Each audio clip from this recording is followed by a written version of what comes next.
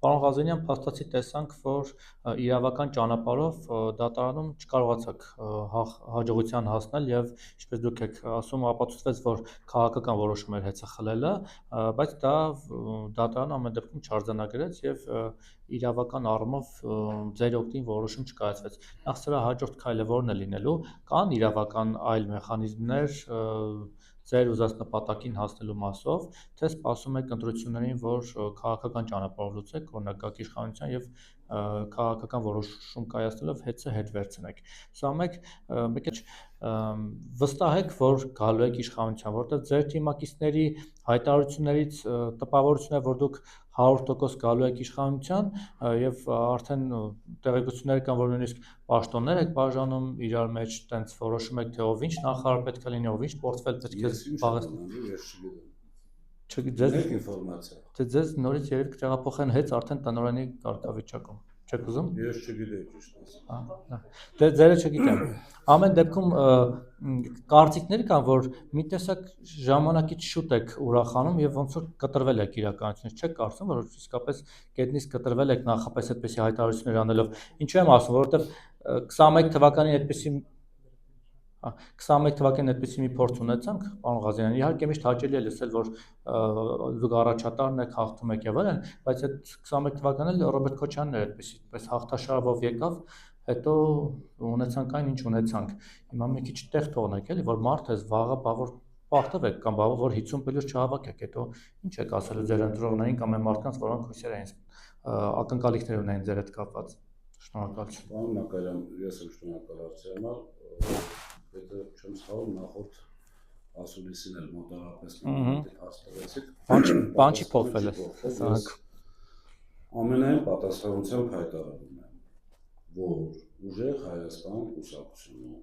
երբևէ որևիցե ձևով, որևիցե մեկի կողմից պաշտոն չի բաժանվել։ Եթե կլինեն անհատներ, եւ հուսով եմ, որ չկան այդ անհատները, որոնք իրենց առօրյա շատ մերձավոր կապերում փորձեն ինչ-որ բաներ պատկերացնել, իրենց պատկերացնել, ինչ-որտեղ կներեք 1000 անգամ մեծ կուսակցությունը արդեն որովի մեծանում են, ես այսպես ասեմ, մենք հորդորում ենք այդպիսի բան չանել, բայց շատ կարևոր է, որ կուսակցության խորհուրդը, կուսակցության կորիզը եւ քաղաքական թիմը որևէ պարագայում որևիցե մեկի որևէ բան չի քննարկի։ Ես խորհրդի անդամ եմ, խորհուրդը բաղկացած է 5 անձից։ Ես ոչ մի բան չեմ քննարկել, ինձ հետ ոչ մի բան չի քննարկվել եւ չեմ էլ պատրաստվում քննարկել։ Դա այդ հարցի հետ կապված ուղիղ ուզում եմ մեր եւ ձեզ հարգելի լրագրողներ եւ մեր հեռուստադիտողներին կամ լսողներին ուղիղ ասել, ով որ կասեն դեռ պաշտոն են բաժանել, իմ անունից ասել դու ստախոս ես։ Եթե օրինակներ չբերեք, գիտեք, եկեք դուրս գանք մի պահ, ես մեր հայկական իրականությունից դες հենց ասում են, դենենց ասում են, իսկ ով է ասում։ Իսկ կա ապացույց, կա ինչ որ անուն, օրինակ Պետրոսյան, Պետրոսը ասել է, որ ինքը վաղը լինելու է հաղթելու դեպքում այսինչ նախարար կամ այսինչ չգիտեմ, բարեկ կամ ինչ-որ բան։ Իդեան այն է, որ արդեն հաղթած եք, այդպես գուցե ուղիղ ինչ-որ մեկը չի ասել, որ քննարկումներ կան։ Տեսեք, գոյություն ունի սոցիոլոգիա։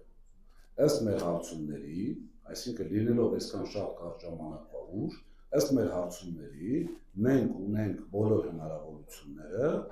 50+1-ի հասնելու։ Մենք ունենք տարբեր սցենարներ, որի մասին չենք բարձրաձայնելու, ինչքան ուզում եմ ես խնդրեմ, պրովոկացիա անեն, չգիտեմ եւ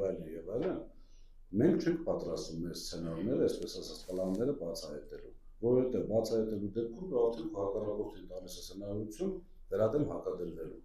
Ինչ վերաբերում է 21 թվականին, ես չեմ ցանկանում հիմա քննարկել որևիցե ուժի, այսպես բացի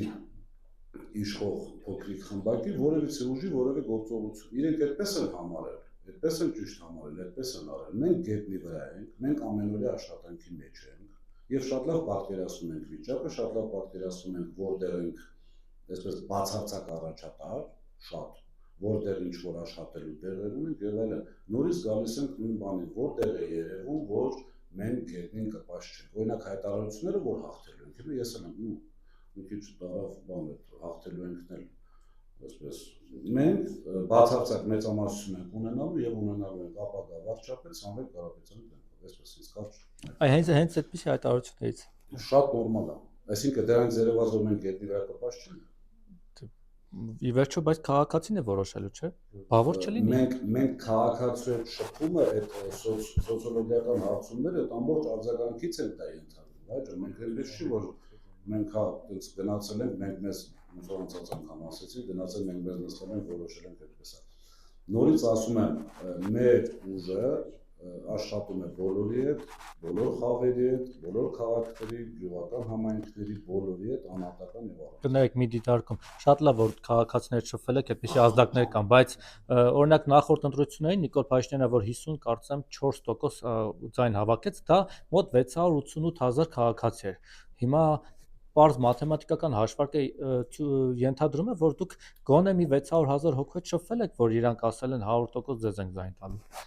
Որտեղ սոցիոլոգիական հարցները որոշակի խմբերի մեջ է կատարվում։ 10-21 թվականի ընտրությունները եւ մասնակցելիության աճը գումարած իրենց ձայների կորուստը ձեր համար շատ բան պարզ կլինի, հիմա դա չբացեմ չմեկնաբանեմ։ Եվ երկրորդը մենք կանխատեսում ենք մասնակցելիության աճ։ Ինչի համար, որովհետեւ եթե չեմ սխալվում 49.7% է եղել ամբողջ հանրապետությունով մասնակցությունը, մենք մասնակցության աճը ենթադրում ենք այն պատճառով, որ մյուս 50%-ը չտեսնելով որևէ ուժի, որին իրենք կարող են նախընտրել եւ բոլորին դեմնել չկա, ուղղակի չեն գնացել ընտրության։ Սամվել Կարապետյանի ուժը ենթադրում է նոր հույս, ենթադրում է նոր աշխուժություն, այսպես ասած, որի արդյունքում մասնակցությունը չեմ ուզում թվեր ասեմ, չասեմ հետո սխալ ասեց, բայց էականորեն աճելու է։ Իսկ էականորեն աճի մասնակցության դեպքում պետք է խաղակարտերը բացել։ Իսկ էականորեն մասնակցության աճի դեպքում իշխանությունը ուղղակի շանս չունի։